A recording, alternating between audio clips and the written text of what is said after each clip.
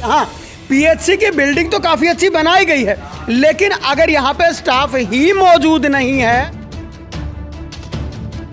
जो मामला आता है मेडिसिन का, उसके बारे में हमारे पास बहुत प्रॉब्लम है। क्योंकि पेशेंट तो जब आए ना, जब यहाँ पर सुविधा हो। पोस्ट यहाँ पे 3 खाली हैं अभी तो। 3 खाली, उसके आने के बाद क्या है? चलो सीएमओ को बार बार मिलके उनको अवगत करा चुके हैं, नाम की पीएचसी से काम नहीं चलने वाला। नमस्कार, आप देख रहे हैं स्टेट न्यूज़ हरियाणा और मैं हूं अमित अमन। रतनथल गांव में मौजूद हैं और जहां मौजूद हैं वो है प्राथमिक स्वास्थ्य केंद्र और उसके ऊपर साफ लिखा हुआ है प्राथमिक स्वास्थ्य केंद्र रतनथल रेवाड़ी।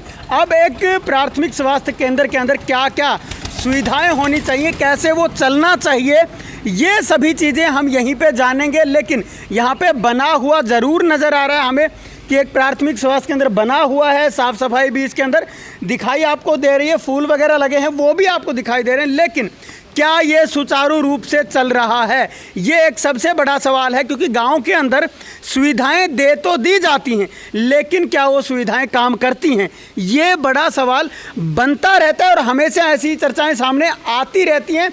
यहाँ पे गांव के लोग भी मौजूद हैं और शायद जो कर्मचारी हैं उनमें से भी मौजूद होंगे, तो उन्हीं से हम जान लेते हैं अभी कि क्या है क्या नहीं है। सर, क्या आप यहीं पे काम करते हैं? हाँ जी। क्या नाम है सर आपका? मेरा नाम विनोद कुमार है और मैं यहाँ पर MPSW मेल के पद पर कार्यरत हूँ। जी, MPSW मेल के पद पे आप कार्यरत हैं। सर, क्या ये सुचारू रूप से चल पा रहा है? नहीं, जैसा कि ये है कि पीएचसी तो हमारी यहाँ बना दी गई है, लेकिन यहाँ पे स्टाफ की बहुत भारी किल्लत है और जब तक स्टाफ कंप्लीट नहीं होगा तब तक कार्य जो पीएचसी है वो सुचारू रूप से नहीं चल पाएगी। अच्छा, कौन कौन सा स्टाफ यहाँ पे मौजूद है और कौन सी कमी?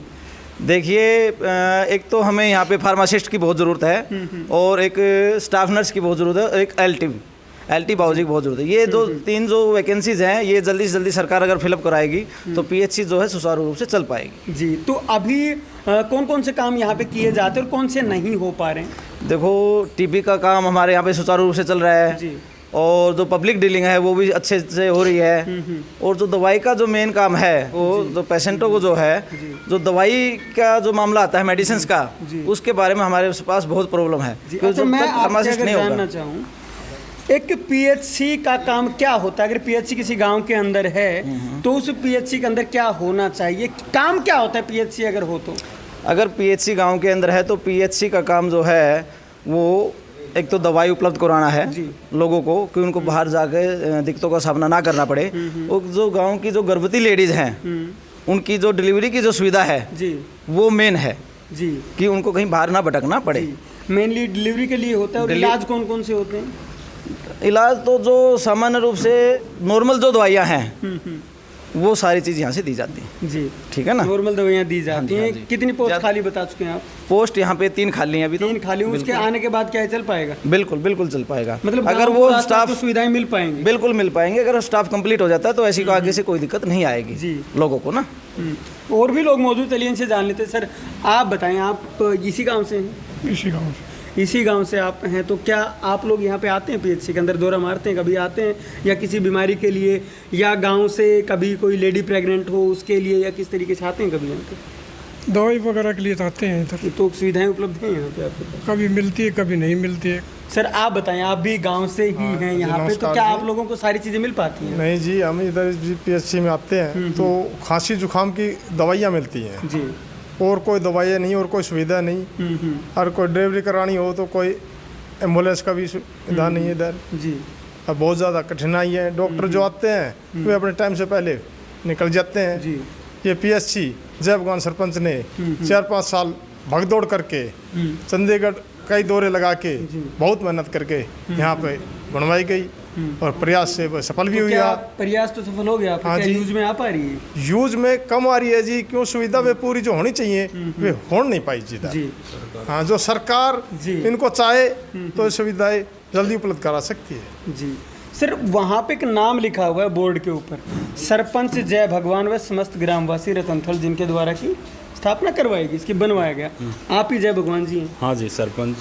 तो सरपंच साहब, आप ये बताएं कि यहाँ जो पीएचसी आपने बनवा तो दी है, लेकिन इसके अंदर तो अभी सर बता रहे कि स्टाफ ही मौजूद नहीं है, कमी कहाँ है? अमित भाई, मैं आपको बताना चाहता हूँ, ये एक सामुदायिक केंद्र की बिल्डिंग है जी, और सामुदायिक केंद्र के बिल्डिंग के अंदर हमने एक टेम्परेरी रूप से पीएचसी हमारी पास कराई गांव के सहयोग से। सरकार का भी इसमें धन्यवाद करते हैं और इससे पिछली सरकार का भी धन्यवाद करते हैं, क्योंकि उस टाइम हमने फाइल को सुचारू रूप से चलाना स्टार्ट किया था और इस कार्यकाल के अंदर हमें सफलता मिली।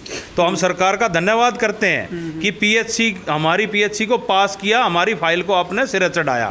पर आज हमने अपने सामुदायिक केंद्र की बिल्डिंग उपलब्ध कराने को कहा तो हमने करा दी। उसमें जो भी ग्राम पंचायत से, गांव से जो सहयोग होना था, जो भी सामान जो यूज में होना था, वो भी हमने ला के दिया। और पर पोस्टें खाली हुई है। पीएचसी का मतलब है उसमें एम्बुलेंस 24 घंटे पीएचसी ओपन होनी चाहिए, चौकीदार भी चाहिए। ना तो यहाँ पर चौकीदार है, ना यहाँ पर एम्बुलेंस है। और गांव का और आसपास गांव जो भी इस पीएचसी के अंडर में आते हैं, रतनथल, बांस, बहरमपुर, उस्मापुर, सुरखपुर, मुंदड़ा, सादीपुर, भूरियावास, आसिया की, ऐसे बहुत से 20-22 गांव हैं जो इस रतनथल पीएचसी के अंडर में आते हैं। पर पीएचसी का जो काम है वो सुचारू रूप से नहीं चल रहा, क्योंकि उसमें सरकार की अनदेखी हो रही है हमारे साथ। अब सरकार ने पीएचसी खोल तो दी, पर पीएचसी खोलने के बाद ना तो इसमें एम्बुलेंस की सुविधा है, नहीं कोई भी आज तक डिलीवरी पेशेंट यहाँ पर डिलीवरी करा के गया है। क्योंकि पेशेंट तो जब आए ना, जब यहाँ पर सुविधा हो, क्योंकि यहाँ पर स्टाफ नर्स नहीं है, एक एलटी नहीं है, एक फार्मासिस्ट नहीं है। तो ये चीज़ों की कमी है जो हम सीएमओ को बार बार मिलके उनको अवगत करा चुके हैं, पर सीएमओ भी उस बात पर कोई गौर नहीं कर रहे, जो बिल्कुल गलत है। प्रशासन की भी इसमें लापरवाही नजर आ रही है, क्योंकि सरकार से हमने मीडिया के जरिए भी कह चुके हैं और आज आपसे भी निवेदन करते हैं कि हमारी बात को ऊंचा उठाया जाए, सरकार तक पहुंचाया जाए।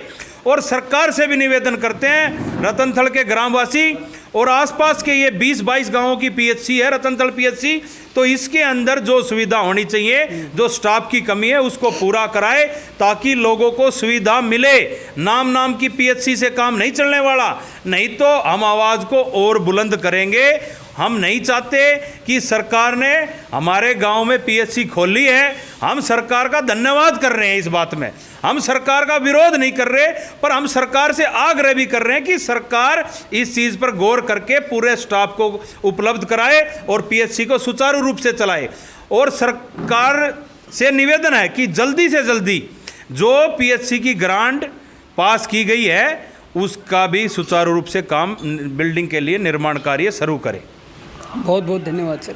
बिल्डिंगें आप देखते होंगे कि जगह जगह पे सरकारी बिल्डिंगें बनी होती हैं और हर गांव के अंदर आप जहां जाएंगे वहां देख पाएंगे बहुत सी बिल्डिंगें सरकारी बनी हुई खंडर होती नज़र आ रही होंगी। और उनका सबसे बड़ा कारण यही होता है कि उनके अंदर जो सुविधाएं हैं वो उपलब्ध नहीं करवाई जाती, जो स्टाफ है वो उपलब्ध नहीं करवाया जाता। समय बीतता जाता है और उसके साथ साथ बिल्डिंगें खंडर हो जाती हैं, लेकिन जो काम है वो सिरे नहीं चढ़ता। और यहाँ पीएचसी की बिल्डिंग तो काफ़ी अच्छी बनाई गई है, लेकिन अगर यहाँ पे स्टाफ ही मौजूद नहीं है तो फिर इसका बनाने का आखिर फ़ायदा है तो क्या फ़ायदा है, जब इतने गाँव के ऊपर एक पीएचसी को बनाया जाता है और उसके अंदर स्टाफ भी उपलब्ध ना हो, तो ये गांव के अंदर जो लोग आने चाहिए वो कैसे पहुंचेंगे और क्या करने आखिर वो यहाँ पे आएंगे जब उन्हें कोई सुविधा मिलेगी ही नहीं। तो सरकार से गांव भी रिक्वेस्ट कर रहा है, आग्रह कर रहा है कि इस गांव के अंदर स्टाफ को पूरा किया जाए ताकि आसपास के जो गांव हैं वो लाभप्रद हो सकें, लाभ मिल सके उन गांवों को। नहीं तो ऐसी बिल्डिंगें खड़ी करने से कोई भी फ़ायदा होगा नहीं। नमस्कार, धन्यवाद, जय हिंद, जय भारत।